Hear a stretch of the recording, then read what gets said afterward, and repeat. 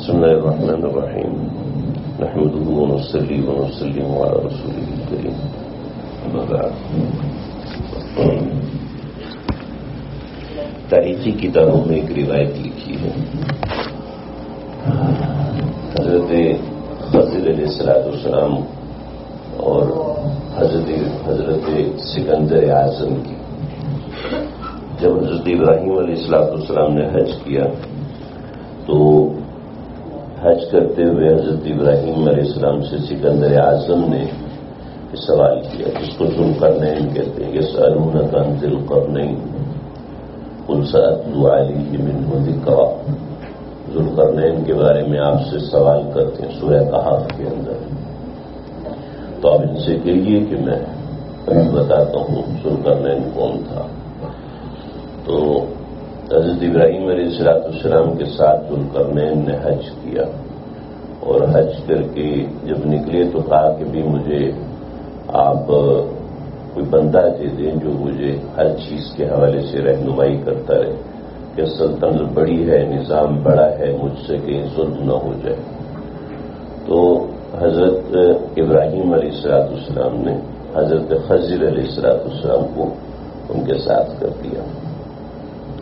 تو سکندر اعظم کا ایک پروجیکٹ تھا جس میں جغرافیائی دانوں نے ان کو کہا کہ بھی ہمیں پتہ چلا ہے کہ زمین سے ایک جگہ پر آب حیات نکلتا ہے، تو آپ ہمارے ساتھ چلیں اور ہم وہاں پر تفتیش کر رہے ہیں کہ کہاں سے نکلتا ہے. وہ 1000 سال کے بعد نکلتا ہے، فوارہ بن کے مائع شلال بن کے نکلتا ہے.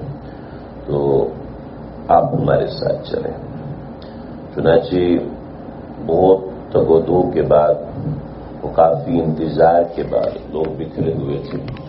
تو جس جگہ حضرت خضر کھڑے ہوئے تھے وہاں سے وہ فوارہ پھوٹا. تو حضرت خضر علیہ السلام نے وہ پانی پیا اور سکندر اعظم کو آواز دی کہ پانی یہاں سے نکلا ہے، جلدی آؤ.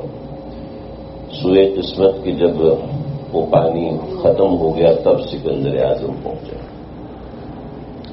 ہمارے حضرات میں تاریخی واقعہ ہے، صوفیاء نے اپنی کتابوں میں نقل کیا ہے، کوئی حدیث کا واقعہ نہیں. فرمایا کہ ساری کوشش سکندر اعظم ذوالقرنین نے کی اور جو صلہ ملا تو وہ حضرت خضر کو ملا کہ وہ ان کے مقدر میں لکھا تھا، کسی اور کے مقدر میں نہیں تھا. ایسی ایفرٹ، دعائیں، کوششیں، ساری محنتیں تو پتہ نہیں کس نے کی، مگر اللہ نے حج آپ کے مقدر میں لکھا. تو یہ اللہ کی بہت بڑی نعمت ہے کہ اللہ رب العزت نے یہاں پہنچایا. سن 2016 میں حج پہ آیا تھا. تو حج سے 2 دن پہلے، صرف 2 دن پہلے ایک صاحب تھے جو اپنی اہلیہ کے ساتھ اور اپنی بیٹی کے ساتھ آئے ہوئے تھے. تو ان کو دماغ کی کسی نس پہ اٹیک ہوا اور وہ ایسے ہوا کہ مکہ کے ہاسپٹل میں لے کر گئے.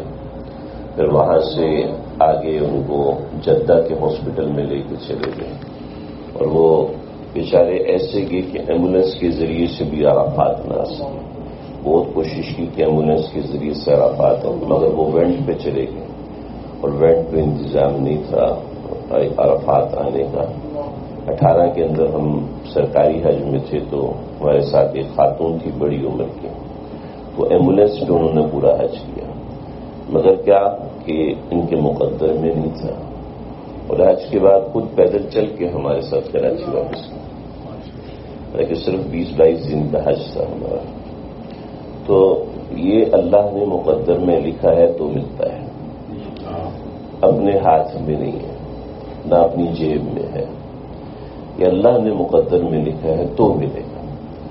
تو یہ جو ہم آئے ہوئے ہیں بڑی سخت ضرورت ہے کہ ہم ان اوقات کی قدر کریں، ہم شکر ادا کریں کہ اللہ تعالیٰ آپ نے ہمیں اس کی توفیق دی ہے. ہر جگہ نبی علیہ السلام نے جو دعا سکھائی ہے، اللہم انی ارید العمرہ فیسرھا لی وتقبلھا منی، اللہ جی اس کو آسان فرما دیجیے. اللہ اس کو قبول فرمائے. اللہم انی ارید الحج، اے اللہ میں حج کا ارادہ کرتا ہوں. فیسرہ لی وتقبلہ منی، اس کو میرے لیے آسان بنائیے اور اس کو میرے لیے قبول فرمائیے. آسان بنانا اللہ کا کام ہے. بالکل ٹھیک ٹھاک ہے، حج سے ایک دن پہلے گھٹنے میں درد نکل گئی، کیا کر لیں گے؟ کمر میں درد نکل گئی، کیا کر لیں گے؟ کچھ نہیں کر سکتے. جوان لڑکوں کو آپ دیکھیں گے ویل چیئر پہ حج کر رہے ہوں گے. ہمارے ساتھ پچھلے حج کے سفر میں ایک صاحب تھے، ہمارے گروپ میں نہیں تھے، کہیں اور تھے، تو اسے تربیت لے کے گئے، سب ٹھیک ٹھاک. وہ اتفاق ایسا ہوا کہ ہماری ہی فلیٹ تھی. میں نے دیکھا کیا ہوا، جناب نوجوان آدمی، 32 سال عمر اس کی، اور میں نے دیکھا کہ وہ ٹانگ پہ اتنا بڑا پلسٹر لگا ہوا، ویل چیئر پہ آیا. ویل چیئر پہ حج کیا، سب تیاری کی کہ ابا کو لے کے جاؤں گا، یہ کروں گا. اب ابا نے ان کی ویل چیئر چلائی. تو یہ اللہ تعالیٰ نے نصیب میں رکھا ہے تو بکتا ہے. حدیث میں آتا ہے وَأَذِّن فِي النَّاسِ، لوگوں میں حج کا اعلان کرو. اس آیت کی تفسیر میں علامہ ابن کثیر نے لکھا ہے کہ حضرت ابراہیم علیہ السلام نے کعبۃ اللہ کی تعمیر فرمائی، اور کعبۃ اللہ کی تعمیر یہ باب عبدالعزیز اگر آپ لوگوں نے دیکھا جس سے پل بھی نیچے اتر رہا ہے، اس کے الٹے ہاتھ پہ ایک محل بنا ہوا ہے. تو یہ محل ایک پہاڑ کے اوپر بنا ہے. یہ پہاڑ ہے جبل ابی قبیس، اول جبل وضعت علی الارض جبل ابی قبیس. جو پہلا پہاڑ زمین پہ رکھا گیا ہے وہ جبل ابی قبیس رکھا گیا. یہ پورے صفا مروہ کو جس پہاڑ نے گھیرا ہوا نا، صفا مروہ کے سامنے پورا میدان ہے، اس کے آگے ایک پہاڑ ہے. تو یہیں پر نبی علیہ السلام کا گھر ہے. یہیں ابو سفیان، حضرت معاویہ، ابو جہل کا گھر بھی یہی مروہ پہاڑی کے بالکل سامنے. یہ تو 1375 ہجری میں ڈیمالش ہوا. آپ صلی اللہ علیہ وسلم کا گھر بھی اس میں ڈیمالش ہوا. اس کی باقاعدہ تصویریں بھی انٹرنیٹ پہ موجود ہیں. تو یہ جبل ابی قبیس پہ محل بنا. تو آپ نے فرمایا کہ جب قیامت آئے گی تو سب سے پہلے اس پہاڑ کو توڑا جائے گا. آدھا تو ٹوٹ گیا ہے اور آدھا باقی ہے، اور وہ کسی بھی نیت سے توڑا جا رہا ہے یا حدیثوں کو ضعیف قرار دے کے توڑا جا رہا ہے، لیکن بہرحال وہ تو چل رہا ہے نا یہ سب. تو آپ نے فرمایا کہ القرا، وادی قرا، اس کے پیٹ سے راستے نکلیں گے. آپ دیکھ رہے ہیں کہ ہم مکہ آئے تو کتنی سرنگوں سے گزرتے ہیں، لوگ جاتے ہیں سرنگوں سے گزرنا ہوتا ہے. تو یہ جبل ابی قبیس پہ حضرت ابراہیم علیہ السلام چڑھے اور یہاں پہ اعلان کیا. روایتوں میں آتا ہے کہ نہیں، مقام ابراہیم کی جو کعبۃ اللہ کے سامنے حجر اسود کے سامنے ایک پتھر رکھا ہوا ہے جس کو پورا وہ کر کے رکھا ہے، پورا بند کر کے رکھا ہوا ہے. اصل میں اتنا سا پتھر ہے جس کے اوپر حضرت ابراہیم کھڑے ہوتے تھے. یہ پتھر اونچا ہو جاتا تو چھوٹا ہو جاتا، پھر اس کو سیٹل کر کے اتنا اونچا بنایا تھا کہ لوگ اس کو دیکھ سکیں. اس کے سیرت حلویہ میں واقعہ لکھا ہے کہ اس کے اوپر جو پاؤں کے نشان بنے ہوئے تھے حضرت ابراہیم علیہ السلام کے، غور سے دیکھیں نا، اللہ کرے حج کے بعد جب اب جائے تو غور سے دیکھنے کا موقع ملے، اور مل جاتا ہے، آسانی سے مل جاتا ہے. آپ دیکھیں گے اس پہ پاؤں کے نشان بنے ہوئے ہیں. تو سیرت حلویہ میں روایت لکھی ہے کہ جو نقش و نگار کے ماہرین ہیں، جو قیافہ شناس ان کو کہا کرتے تھے، تو جو قیافہ شناس لوگ ہیں وہ دیکھ کے کہتے تھے کہ محمد کے پاؤں کا نشان بالکل ایسا ہی ہے جیسے ابراہیم کے پاؤں کا نشان. تو حضرت ابراہیم بعض روایتوں میں اس پتھر پہ کھڑے ہوئے تو یہ پتھر اونچا ہوا تھا، جبکہ صحیح روایات یہ ہے کہ جبل ابی قبیس پہ کھڑے ہو کے اعلان کیا تھا کہ لوگوں حج کے لیے آؤ. تو حضرت ابراہیم وہاں پہ اکیلے تھے. تو حضرت ابراہیم نے اشکال کیا، اللہ جی میں تو یہاں پہ آواز دوں گا تو چند لوگ ہیں جو سن سکیں گے. قبیلہ بنی جرہم ہے، بس وہی ایک قبیلہ ہے. اسی قبیلہ بنی جرہم کے اندر 500-600 لوگ ہوں گے، اس سے زیادہ تو نہیں. تو میں کس کو حج کا اعلان کروں؟ تو اللہ نے فرمایا ابراہیم ندا دینا تیرا کام ہے، پہنچانا میرا کام ہے. صحیح تفسیروں میں لکھا ہے کہ جس نے جتنی بار حضرت ابراہیم کے جواب میں تلبیہ پڑھا تھا، لبیک اللہم لبیک لبیک لا شریک لک لبیک ان الحمد والنعمت لک والملک لا شریک، ایک اور پڑھنے ذرا ہے، لبیک اللہم لبیک لبیک لا شریک لک لبیک ان الحمد والنعمت لک والملک لا شریک لک۔ تو جس نے جتنی مرتبہ جواب میں تلبیہ کہا کہ آؤ حج کے لیے، سب لوگوں نے تلبیہ پڑھا، اور ہم اس وقت عالم ارواح میں تھے، تو عالم ارواح میں جس نے تلبیہ جتنی بار پڑھا اس کو اتنے حج کی اللہ توفیق دیتے۔ ہمارے پاس دنیا میں نا اس زندگی کے اندر صرف ہم ابھی تو ہم جسم پہ سوار ہیں، ابھی ہم اس جسم پہ سوار ہیں، جیسے کپڑے ہمارے اوپر سوار ہیں ایسے ہم اس جسم پہ سوار ہیں۔ اصل میں ہم جو ہیں وہ کسی اور عالم سے آئے ہیں، اور یہ جسم تو اس دنیا کا ہے نا، اس کا ڈی این اے زمین کے معاملات سے میچ کرتا ہے بہت ساری چیزیں، ورنہ ایک ہے عالم ارواح، دوسرا ہے عالم دنیا، اور تیسرا ہے عالم آخرت۔ پھر عالم دنیا کے اندر مختلف چیزیں ہیں، ہم جسم کے ساتھ ہیں، یہ حیات ہے، اس حیات کے اندر مختلف کیفیات ہیں۔ عالم سکرات ایک عالم اس کے اندر ہوتا ہے، پھر عالم نزع اس میں ایک عالم ہوتا ہے، پھر عالم موت اس کے اندر، 4 قسم کے مختلف چیزیں، تو وہ ایسی کمپلیکیٹڈ ہو جائے گا، لیکن یہ زندگی کی حقیقت بڑی واضح اللہ نے قرآن میں بیان کی، میں تو اپنی طرف سے بات نہیں کروں۔ الذی خلق الموت والحیات، اس نے زندگی کو بھی بنایا اور موت کو بھی بنایا۔ دنیا کتنی ترقی کر جائے وہ نہیں جان سکتی زندگی کس چیز کا نام۔ یسألونک عن الروح، اللہ کے نبی کے پاس لوگوں کو بھیجا تھا کہ آپ پوچھ کے آؤ، یہودیوں نے بھیجا تھا پوچھ کے آؤ محمد صلی اللہ علیہ وسلم سے 3 سوالوں کے جواب، اگر تو تینوں سوالوں کا جواب دے تو جھوٹے ہیں، اگر تینوں کا نہ دیں تب بھی جھوٹے ہیں، اگر 2 کا جواب دیں تفصیل کے ساتھ اور تیسرے کے بارے میں کہتے مجھے نہیں پتا تو سمجھ لو سچے ہیں۔ تو پہلا سوال کیا کہ اصحاب کہف، وہ جو نوجوان کہاں چلے گئے تھے، پھر وہ سو گئے اور لمبے سوئے، ان کا کیا قصہ ہے؟ تو ان اصحاب الکہف والرقیم کانوا من آیاتنا عجبا اس اول فتیۃ، تقریباً اللہ نے 1.5 رکوع سنایا اصحاب کہف کے بارے میں، اور پھر وہ پوچھو وہ بادشاہ جس کی سلطنت میں سورج طلوع ہوتا تھا اور پھر غروب بھی ہوتا تھا، وہ کون بادشاہ ہے اس کا ذرا قصہ بتائیں۔ تو یسألونک عن ذی القرنین، پورا قصہ 2.5 رکوع اللہ نے سنایا۔ اور تیسرا سوال تھا یسألونک عن الروح، روح کے زندگی کے بارے میں آپ سے پوچھیں گے، تو آپ ان سے کہیں قل الروح من امر ربی، یہ اللہ کے حکم سے، وما اوتیت من العلم الا قلیلا، مجھے علم نہیں دیا گیا، تو ایسی بولتی بندی۔ تو یہ روح جو ہے ہماری، یہ اس روح نے تلبیہ پڑھا تھا، اب روح اس جسم پہ سوار ہو کے آئی ہے، اس جسم کا صرف 5% کھلا ہے اس روح کے ساتھ، پھر عالم آخرت کے اندر اس جسم کا 100% کھلے گا، اور وہ 100% حسیات مزے میں بھی کھلیں گی، تکلیف میں بھی کھلیں گی، اور ہر چیز میں کھلیں گی۔ اللہ رب العزت وہاں کے معاملات آسان فرمائے۔ تو یہ اللہ تعالیٰ نے ہمیں توفیق دی ہے، اور ہماری روح کے اندر جو نیکی تھی اس نیکی کی بنیاد پہ ہم نے تلبیہ پڑھا ہے، یعنی نیکی اللہ نے ہمارے مادے میں رکھی ہے، ہمارے مزاج میں رکھی ہے، تب یہاں پر آئے۔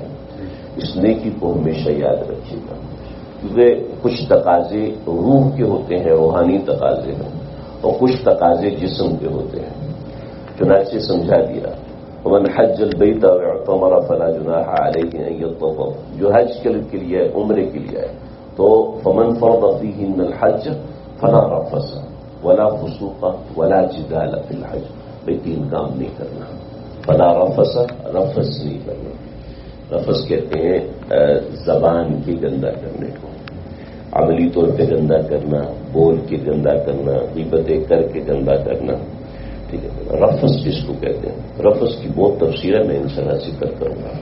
بعض رفث ایسے ہیں جو آپ کے احرام کو مکروہ بنا دیتے ہیں، بعض رفث ایسے ہیں جو کہ آپ کے حج کو مکروہ کر دیتے ہیں، بعض رفث ایسے ہیں کہ آپ حج سے ہی نکل جاتے ہیں، یعنی حج فاسد ہو جاتا ہے۔ تو فلا رفث، رفث نہیں کرنا، یعنی زبان سے غلط کلمات جو آپ کی شان کے مطابق نہیں ہے وہ نہ کہنا۔ زبان سے حاجی کے لیے سب سے بڑی چیز ہے مقام شکر، اور حاجی یہاں پہ مقام شکوہ پہ کھڑا ہے، آبجیکشن یا آبجیکشن، یہاں پانی بند ہو گیا، یا گاڑی بند ہو گئی، یا اے سی ہو گیا بند. ہم 2022 کے اندر جب حج ملا تھا، ہمیں جمعے کا حج ملا تھا، تو ہم ڈی کیٹیگری میں تھے، جو سب سے چھوٹی کیٹیگری ہوتی ہے. ہم ڈی کیٹیگری میں تھے اور ہم الحمدللہ 1 بجے بنا پہنچے، رات 1 بجے مزدلفہ پہنچ گئے. اور میں نے پتہ کیا، دوسرے مفتی صاحب سے گروپ لیڈر تو وہ مشورے میں رہتے تھے، تو مفتی صاحب نے مجھے کہا کہ وہ جو ہم اروما کے ساتھ ہیں، نبی بھائی ہم اروما کے ساتھ ہیں، تو جو ایک کیٹیگری کے حجاج تھے نا، ہمارا حج تھا 14,95,000 کا، اور ایک کیٹیگری والے جو کہ بڑے بڑے حاجی ہوتے ہیں، ان کا حج تھا تقریباً 31 لاکھ کا کچھ تھا. ان کی گاڑی کا اے سی خراب ہو گیا. مزدلفہ کی رات عرفات سے نکلتے ہوئے اے سی خراب ہو گیا. اب اس وقت کوئی نہیں آ سکتا، نہ بس آ سکتی ہے، نہ ٹیکنیشین آ سکتا ہے، کوئی نہیں آ سکتا. اور وہ حاجی ایک کیٹیگری کے حاجی تو 32 لاکھ، یہ 2016 کی بات ہے. اب کیا کریں، بڑے پریشان. 22 کی بات بتاؤ، 22. تو اب وہ کیا کریں، اتنی گرمی اور وہ اے سی کے بغیر کیسے، ممکن ہی نہیں بیٹھنا. اور ابھی تک تو گرمی کا مزہ چکھا ہی نہیں تھا. اور یہ اور مزدلفہ کی رات، اب وہاں سے نہ بس پہ بیٹھ سکتے ہیں، نہ ٹرین پہ، نہ جی ایم سی آ سکتے، کچھ نہیں آ سکتے. راستہ ہی نہیں ہے نا. آپ جہاز بلا لو، راستہ ہی نہ ہو تو کیسے آئے گا، اور لینڈ کہاں کرے گا. ہیلی کاپٹر بلا لو، اترنے کی جگہ نہیں. تو خیر وہ بیچارے وہ پیدل چل کے آئے. 4 بجے وہ مزدلفہ کے میدان میں داخل ہوئے. ٹھیک ہے، عشاء، مغرب اور عشاء پڑی. اس کے بعد پورا مزدلفہ پیدل کراس کیا، پورا مزدلفہ پیدل کراس کیا. جب فجر پڑی تو مڈ آف دا مزدلفہ تھے، اور جب ہم رمی کر چکے تو وہ مزدلفہ کے کنارے پہ تھے، سب کی بس ہو چکی تھی. ہمارے جو تھے خرم بھائی، انہوں نے بہت کوئی کسی کا عرب کس کی سنتے ہیں. کیا ہے، اب جناب حج کے بعد جو ٹھکائی ہوئی ہے گروپ والوں کی، ارے بھائی آپ کے مقدر میں لکھا ہوا تھا، اب کچھ نہیں ہو سکتا. چاہے 32 لاکھ دیے ہو، چاہے 32 کروڑ دیا ہو، اب کچھ نہیں ہو سکتا. تو اللہ سے فیسر ہولی، آسانی مانگی.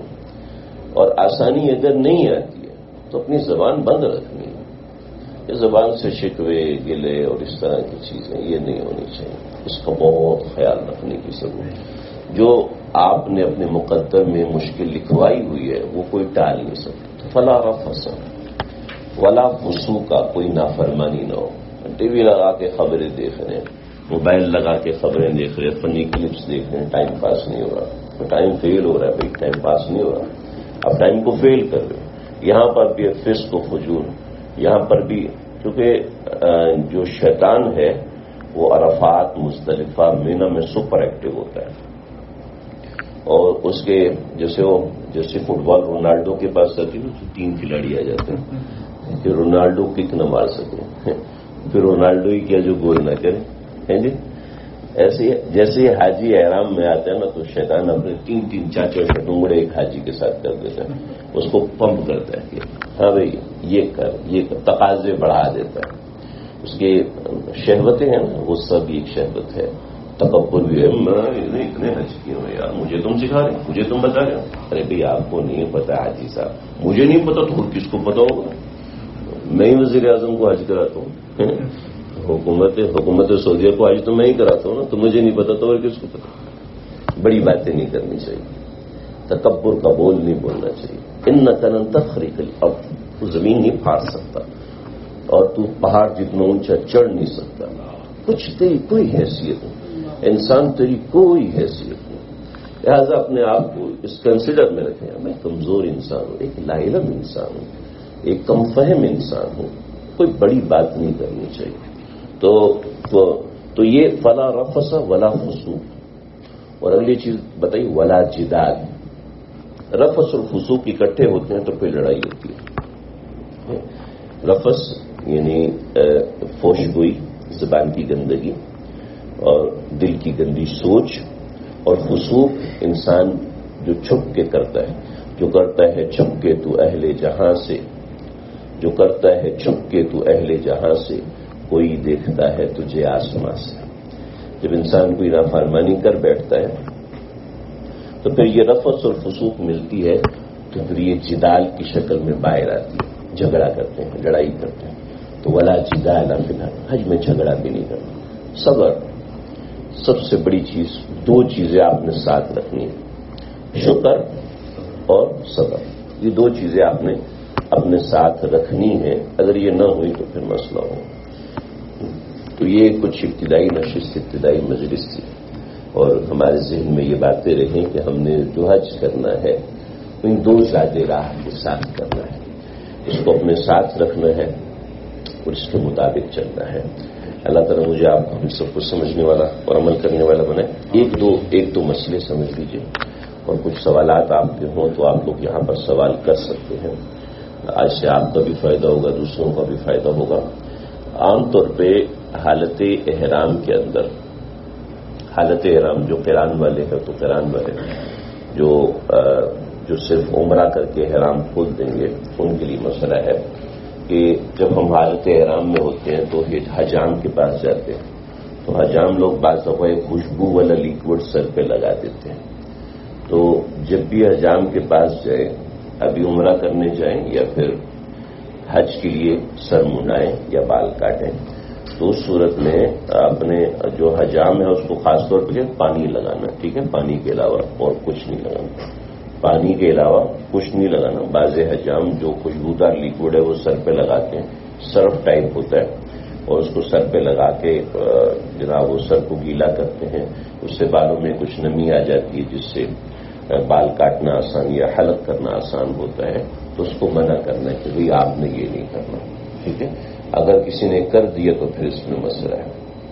خوشبو کی چیز میں نے ابھی اس کو چیک کیا، جو گول چھوٹے چھوٹے صابن رکھے ہوئے ہیں، گول صابن جو ہے ان میں خوشبو نہیں ہوتی ہے. ٹھیک ہے، اگر کسی نے وہ صابن وغیرہ استعمال کیا ہے تو اس کی استعمال کرنے میں شرعی طور پر، یعنی وہ جو گول صابن جو ہمارے ہوٹل کے اندر موجود ہے، اگر وہ صابن استعمال کیے تو اس میں خوشبو نہیں ہے. اس کے اندر جو اسمیل ہے وہ اوریجنلی صابن کی اپنی جو خوشبو کیمیکل کی ہوتی ہے وہ خوشبو ہے، تو وہ منع نہیں ہے. تو یہ ہے. احرام کی حالت میں طواف کرتے ہوئے تو مرد حضرات استباء کرتے ہیں، مگر بعد میں جو واجب الطواف پڑھتے ہیں اس کے اندر بھی استباء کیے ہوئے رکھتے ہیں. یہ پسندیدہ نہیں ہے، اس سے بچنا چاہیے. بعض دفعہ احرام کی حالت میں مرد حضرات اوپر کی چادر اٹھا کے سائڈ پہ رکھ دیتے ہیں. یہ مکروہ عمل ہے، پسندیدہ عمل نہیں ہے. پھر احرام کی حالت میں بعض دفعہ مرد حضرات احرام باندھتے ہیں، یہ بیلی بٹن اس سے نیچے باندھ لیتے ہیں. یہ غلط ہے، ناجائز ہے. جسم کا اتنا حصہ کھلا ہونا، یہ بیلی بٹن ہے، یہ سطر میں داخل ہے. لہذا جب بھی احرام باندھے تو یہ ناف سے تھوڑا سا اوپر باندھیں. اور اس میں ایک اور مسئلہ سمجھنے کہ احرام کے اندر جب ہم بیلٹ باندھتے ہیں تو بیلٹ جب بھی باندھنی ہے وہ احرام کی نیت سے نہیں باندھنی، بلکہ سامان رکھنے کی نیت سے باندھنی ہے. ٹھیک ہے جی، سامان رکھنے کی نیت سے باندھنی ہے. یہ کچھ موٹے موٹے مسائل تھے. ایک اور مسئلہ سمجھیں، احرام کی حالت میں ہم جب آپ شاور لے سکتے ہیں، اور لیکن شاور لیتے وقت صابن وغیرہ استعمال نہیں کریں گے. جیسے خواتین ہیں وہ احرام باندھا ہوا ہے، اور عام طور پہ بہت سی خواتین قران کرتی ہیں تو سر کے اوپر ایک کپڑا باندھ لیتے ہوتے ہیں بالوں کو بچانے کے لیے کہ بال بکھرے نہیں. تو اس صورت میں اگر وہ کپڑا کھولا تو کوئی مذائقے کی بات نہیں. چادریں آپ تبدیل کر سکتے ہیں، خواتین احرام میں کپڑے بھی تبدیل کر سکتی ہیں، کوئی حرج نہیں ہے. اور بعض دفعہ احرام آپ کھولتے ہیں تو ایک دو بال ٹوٹے ہوئے احرام کے ساتھ جڑے ہوئے ہوتے ہیں، اس سے کوئی جزا نہیں، کوئی مسئلہ نہیں. کسی شخص نے خارش کی اور ایک بال ٹوٹ گیا، دو بال ٹوٹ گئے، تین بال ٹوٹ گئے، تو جیسے دو بال ٹوٹے ہیں تو 1 ریال صدقہ کرنا ہو. 3 بال ٹوٹے ہیں تو بھی 1 ریال یا 2 ریال صدقہ کرنا ہوگا. لیکن اگر 3 اکٹھے ٹوٹے ہیں اور اس سے زیادہ ٹوٹے ہیں تو پھر 3 ریال یا 4 ریال یا 5 ریال اتنا صدقہ کرنا ہوگا. اگر 8 بال ٹوٹ گئے ہیں تو پھر ایک صدقہ فطر واجب ہے. صدقہ فطر بنتا ہے تقریباً 11-12 سے لے کے 15 ریال تک. اس میں سمجھ لیں کہ جب بھی عمرہ کریں اور جب بھی احرام اتاریں، جیسے حج کا احرام ہمارا 10 تاریخ کو کھل جائے گا، قربانی کرنے کے بعد، حلق کرنے کے بعد، قصر کرنے کے بعد، تو 2.5 دن کے بعد جب ہم رمی کرتے ہوئے نیچے اتریں گے تو وہاں جو خادمین کھڑے ہوتے ہیں، کچھ ان کو 5 ریال، 10 ریال، 15 ریال وہ صدقہ کریں کہ بھی کوئی جنایت ہو گئی ہو تو ہماری طرف سے وہ جنایت ادا ہو جائے. تو جب بھی عمرہ کریں، ابھی 2 دن ہے کوئی عمرہ کرنے کے لیے جائے تو اس ذہن میں رکھے کہ جب بھی عمرہ کریں تو کچھ نہ کچھ بعد میں صدقہ کرتے ہیں. خاص طور پہ جب پاکستان سے آئے ہیں، عمرہ کیا ہے تو کچھ نہ کچھ 5 ریال، 10 ریال ویسی صدقہ کر لینا چاہیے. پتہ نہیں کوئی جنایت ہو گئی ہو تو وہ ہے. وصلی اللہ تعالی علی خیر خلقہ محمد وآلہ وصحبہ اجمعین. کوئی سوالات ہوں آپ کے، کسی کے ذہن میں کوئی چیز؟ ہاں، جب آپ طواف کرتے ہیں مرد حضرات تو ان کے لیے یہ سنت ہے کہ دایاں کندھا ننگا کر لیں. دایاں کندھا ننگا کر کے اور بائیں کندھے پہ یہ ڈال دیے. دونوں کندھے ننگے کرنا مکروہ ہے، ٹھیک ہے. اور ویسے ہی حالت احرام میں جیسے مینا میں بیٹھے، عرفات میں بیٹھے، مزدلفہ میں بیٹھے، وہاں پہ دایاں کندھا ننگا کرنا مکروہ ہے. اور اوپر کی چادر کو اتار کے ایسے رکھ دینا، گرمی لگ رہی ہے، ایسا ہے ویسا ہے، وہ بھی مکروہ ہے، پسندیدہ نہیں ہے، ٹھیک ہے. تو اس کو استباح کہتے ہیں. یہ استباح مردوں کے ذمہ ہوتا ہے. حج کے ٹائم پہ بالکل بھی نہیں کھولنا. حج کے ٹائم پہ تو کھولنا مکروہ ہے، وہی بتا رہا ہوں. کوئی بات جی نہیں، سوپ لگا کے شاور نہیں لے سکتے. ہاں دیکھیں، اگر عطر والا خوشبو والا سوپ لگائے تو پھر تو بڑی گڑبڑ ہے، ٹھیک ہے. اور جو انسینٹڈ ہے اس کو بھی لگانا مکروہ ہے، پسندیدہ نہیں. ہاں وہ چپچپا ہو رہا ہے، آئلی ہو رہا ہے تو ہاتھ دھو لیے ایسے صابن سے، تو اس میں کوئی مسئلہ نہیں. طواف زیارت فرض ہے اور حج کی صحیح واجب ہے. جب ہم طواف زیارت کریں گے تو اس کے بعد حج کی صحیح بھی کریں گے. فجر کے بعد اور عصر کے بعد ہمارے روزانہ نشست ہوگی. انشاءاللہ صبح سے ہم حج شروع کریں گے. ایک ایک رکن کو ہم ترتیب سے تفصیل کے ساتھ دیکھیں گے کہ اس رکن میں کیا کیا چیزیں مکروہ ہیں، کیا کیا چیزیں پوری. جیسے 8 کو ہم مینا جا رہے ہیں تو مینا میں ہم نے کیا کچھ لے کے جانا ہے، کتنی چیزیں لے کے جانی ہے، مینا میں ہم رہیں گے کیسے، کتنی نمازیں پڑھیں گے، کون سی چیز سنت ہے، کون سی چیز سنت موقدہ ہے، غیر موقدہ ہے، کون سی چیز انتظامی اعتبار سے درست ہوتی ہے. مینا میں کیا ترتیب کو دیکھیں گے انشاءاللہ. لیکن آپ بھی کچھ سوالات ہو کر لیں گے. حج کی جو واجبات ہیں ان میں حج کی صحیح ہے. طواف زیارت جب ہم کرتے ہیں ہمارا احرام اتر چکا ہوتا ہے، سادہ کپڑوں میں کرتے ہیں. کوشش کریں گے ہم طواف زیارت 11 کو کریں، 11 کی فجر میں. اس کا طریقہ کار میں ان کا ٹائم بتاؤں گا انشاءاللہ. ہمارا انشاءاللہ روزانہ کی نشست ہوگی فجر بعد، عصر بعد، انشاءاللہ اس میں بتاؤں گا. ایک منٹ. ہاں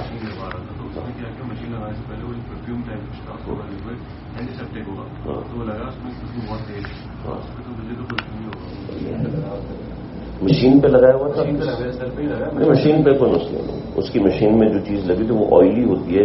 جو آئلی چیز ہوتی ہے اس میں اسمیل ویسی زیادہ ہوتی ہے، مگر وہ اس کی اپنی ذاتی اسمیل ہوتی ہے.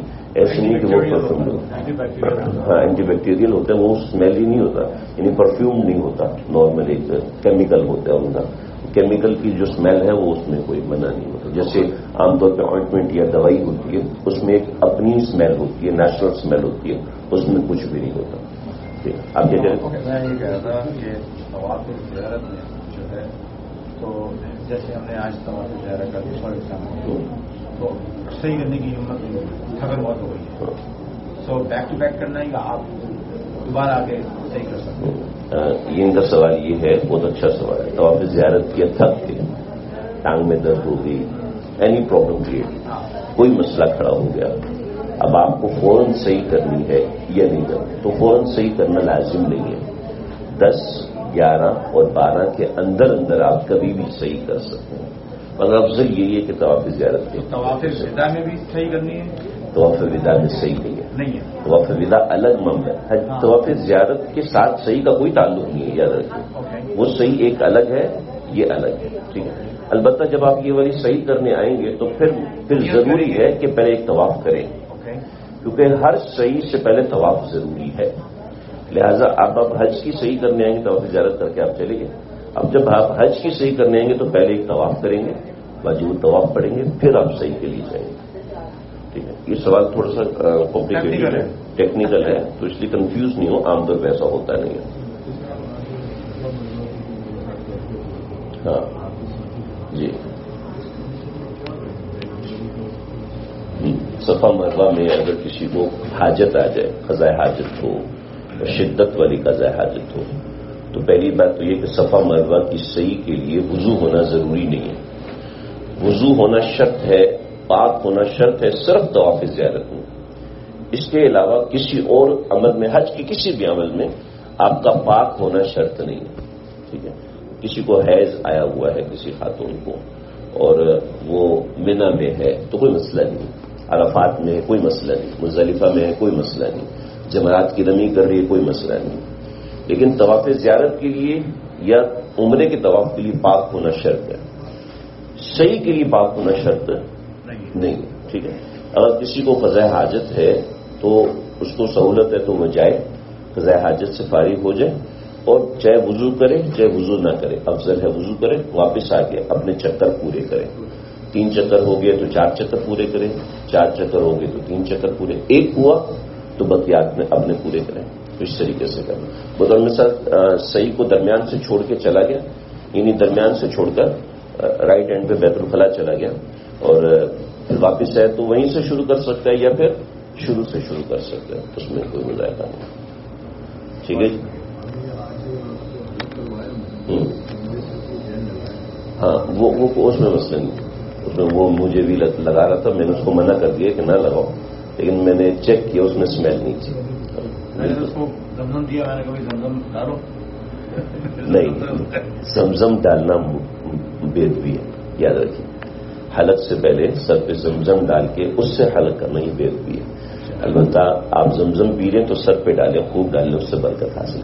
یاد رکھیے زمزم صفائی کے لیے نہیں ہے. ٹھیک ہے. مجبوری ہے آپ کی، آپ طواف کر رہے ہیں، وضو ٹوٹ گیا تو آپ جائیں زمزم سے وضو کر لیں. حضرات فقہاء نے کراہت سے اجازت دی کیونکہ باہر جانا مشکل ہوتا ہے، بعض دفعہ وضو خانے تک جانا مشکل ہو جاتا ہے. کعبۃ اللہ میں وضو خانے بنے ہوئے تو بعض صورتیں ایسی ہیں، لیکن یہ برکت حاصل کرنے کے لیے حلق سے پہلے یہ پسندیدہ ہے. بہت میں کر لیں یا اس کے علاوہ کر لیں، اور ویسے ہی آپ کر لیں اس میں، لیکن حلق کرانے سے پہلے زمزم ڈالنا صحیح. جی. ٹریولنگ کر کے آئے تھے، 1.5 دن کی ٹریولنگ کی، ساری بات کا بتا احرام پہن کر آیا تھا، تو باتھ روم یوز کر رہے تھے تو مجھے شاور لینا تھا، تو میں نے شاور لیا ہے انسینٹیڈ سوپ سے. مجھے کچھ کرنا ہے؟ کچھ بھی نہیں کرنا، کچھ بھی نہیں کرنا. بس یہ بتائے کہ پسندیدہ نہیں. آپ سے پوچھو نا یا رسول اللہ سب سے بہترین حج کیا؟ ورنہ العج والسج، شور مچانا اور پراگندہ بال رہنا. پراگندہ بال کا مطلب ہے عجیب سا لگ رہا ہے، سمجھ ہی نہیں آ رہی، چپ چپ ہو رہا ہے، اسمیل سی آ رہی ہے جیسے عام طور پہ آ رہی ہوتی گرمی کے اندر.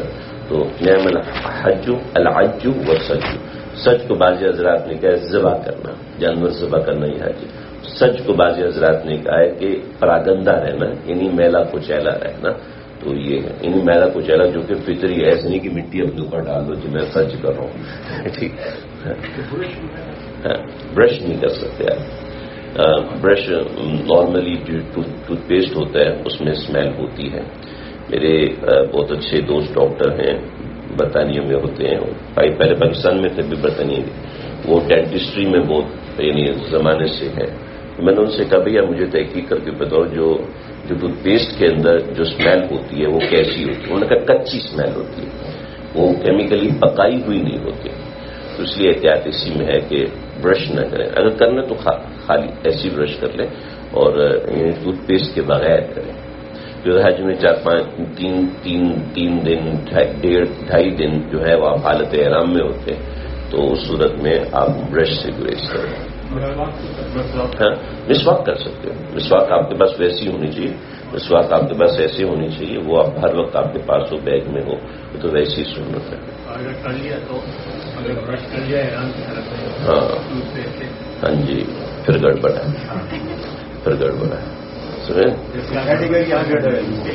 پھر اس کے لیے آپ کو ایک صدقہ فطر دینا ہے.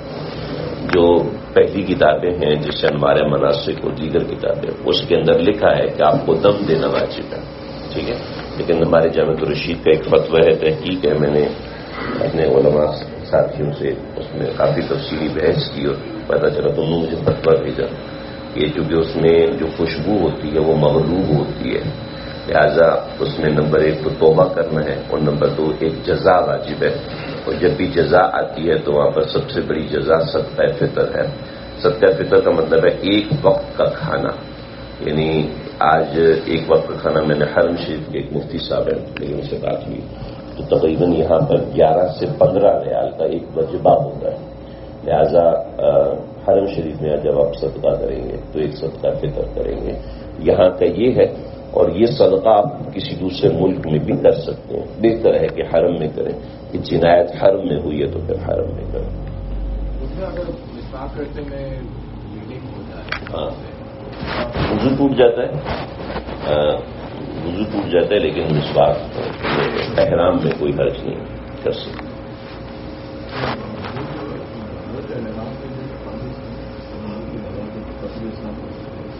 ہاں بالکل صاف کر سکتے ہیں. حالت احرام میں وضو کرتے وقت آپ احرام سے صاف کر سکتے ہیں, رومال سے صاف کر سکتے ہیں, ٹیشو پیپر سے صاف کر سکتے ہیں. ٹھیک ہے جی. صلی اللہ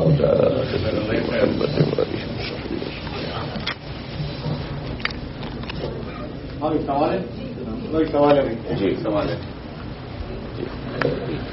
گوشت کے بارے میں سنتے ہیں تو بات کچھ ٹھیک ہے یا نہیں ٹھیک ہے؟ برازیل سے آتا ہے. حضرت آپ کھائیں, ٹھیک ہے, اس تحقیق میں نہ پڑے, ٹینشن میں آ جائیں گے. سمجھ رہے کہتے ہیں کہ جو گوشت آتا ہے وہ البیک کا گوشت برازیل سے آتا ہے, ٹھیک ہے. حضرت کھائیں تو مسئلے کی بات ہے. بہت لمبی تحقیقات ہیں, کتنی تحقیقات میں پڑیں گے آپ. دارالعلوم کراچی کا فتویٰ آپ استعمال کر سکتے ہیں, چاہیں گے تو فتویٰ بھی دے دوں. ٹھیک ہے جی, کی ہوئی ہے کہ کہاں سے آتا ہے. ہاں پوری تحقیق کوئی ہے. اگر برازیل سے آئے یا جہاں سے بھی آئے, اگر مسلم سلاؤٹڈ ہے اس میں کیا تو ہر کوئی اس کی تحقیق میں تو نہیں پڑے گا کہ یہ کہاں سے سلاؤٹڈ ہے, کس نے کیا ہے. بڑے مسائل ہیں. تو ایک چیز ہوتی ہے اعتماد, ٹھیک ہے. جب کہہ رہے کہ حلال ہے, مسلم ملک کہہ رہے حلال ہے, پھر کھائے تو مسئلہ ہے, ٹھیک ہے. اس میں پڑھیں گے تو بڑا مسئلہ. کوئی وطنی ہے, یہ بیرونی ہے, اس کا کیا کرنا ہے, استعمال کر سکتے ہیں, کوئی اس میں حرج نہیں. شیخ صاحب سے کسی نے پوچھا, شیخ الاسلام مفتی تقی عثمانی صاحب سے کسی نے پوچھا کہ البیگ, تو میں نہیں کھاتا, لیکن میں کسی کو منع نہیں کرتا, ٹھیک ہے. لیکن ہم تو کھاتے ہیں, ٹھیک ہے. اب ہم اتنے بڑے نہیں ہیں کہ لوگ ہمیں دیکھ کے حلال حالوں متعین کریں گے, تو کوئی مسئلہ نہیں, ٹھیک ہے. کوئی سوال تھا؟ جی بات کو عمرہ میں نہیں کیا تو اس بات میں ہاتھ سے خوشبو آ رہی تھی, اب پھر کوئی مسئلہ نہیں. خلاف کا بات وواد سے آتا ہے تو اس کو تو خوشبو نہیں ہوتی ہے. ہاں خوشبو ہوتی ہے, اس میں خوشبو ہوتی ہے, مگر تلوث ہو گیا. تلوث کا مطلب یہ ہوتا ہے ہاتھ پہ پسینہ آیا ہوا تھا, لگ گیا, اب ہاتھ میں خوشبو آ رہی ہے, تو پھر اس کے اوپر جزا واجب ہوتی ہے. اور بعض دفعہ دم بھی واجب ہوتا ہے, کیونکہ وہ خالص خوشبو ہے. صابن کی خوشبو خالص نہیں ہوتی, اس طرح دیگر خوشبوئیں خالص نہیں ہوتی. مجھے نہیں, آپ کے ہاتھ سے نہیں آ رہی, اس کا مطلب ہے تلوث نہیں ہوا. تلوث نہیں ہوا تو کچھ بھی واجب نہیں ہے. جی نے کوشچن پوچھا ہے کہ پلٹی کرنے جگہ میں تو ہاتھ سوپ سے صاف کرنا, صدقہ فطر دینا ہوگا. ہاں ان کو بتا دیں کوئی